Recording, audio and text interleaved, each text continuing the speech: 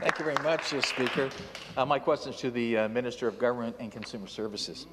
Speaker, ski resorts and amusement parks are an important economic driver in Ontario, and they play a critical role in the success of Ontario's tourism sector.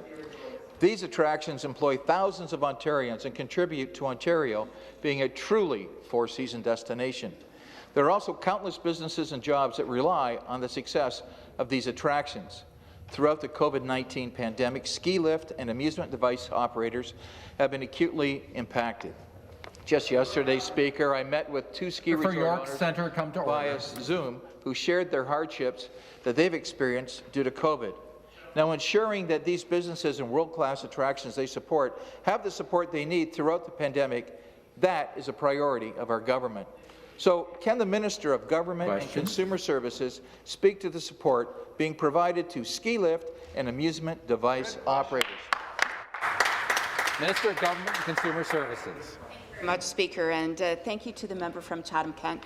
Not only is he a very proud grandpa, but he's very proud of his riding, and I know he works so hard because of that pride.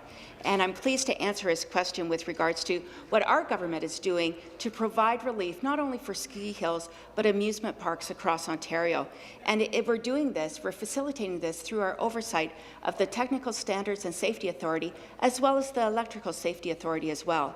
You know, Speaker, on an annual basis, fees are typically paid to TSSA for regulatory services like licenses and safety inspections under the assumption that ski hill operations would resume. But we all know that due to the pandemic, amusement parks and ski hills alike unfortunately were unable to operate through their peak season. So, Speaker, I'm very pleased to share with you that these fees for this year will be returned to them. And we're providing approximately $2 million in financial support to enable TSSA to refund the fees already paid for the 2021 season, and we're reducing ESA's oversight for the upcoming year. Thank you. Yeah, thank you very much.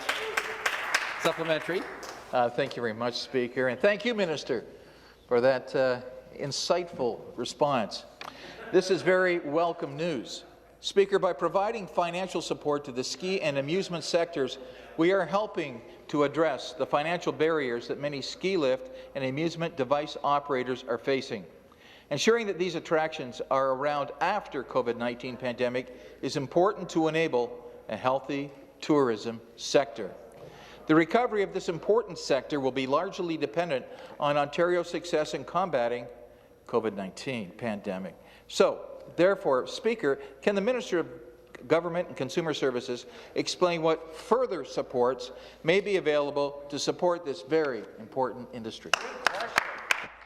Minister of Government and Consumer Services. Thank you, Speaker. So, as I was mentioning earlier, we are actually looking to ESA to enable their recipients, their registrants, if you will, additional relief by $150,000, and the Canadian Association of Amusement Operators has noted that this fee waiver will be a huge savings for the industry. And over and above that, beyond the two oversight fee waivers, supplementary transfer payment funding up to $175,000 may be available to TSSA in the current fiscal year on an as-needed basis to help with the provision of additional temporary relief. And you know, Speaker, it's very important to recognize that we all continue to look for ways to support our industries throughout this province. But I'd also like to take this moment to give a shout out to TSSA. They've hit a milestone.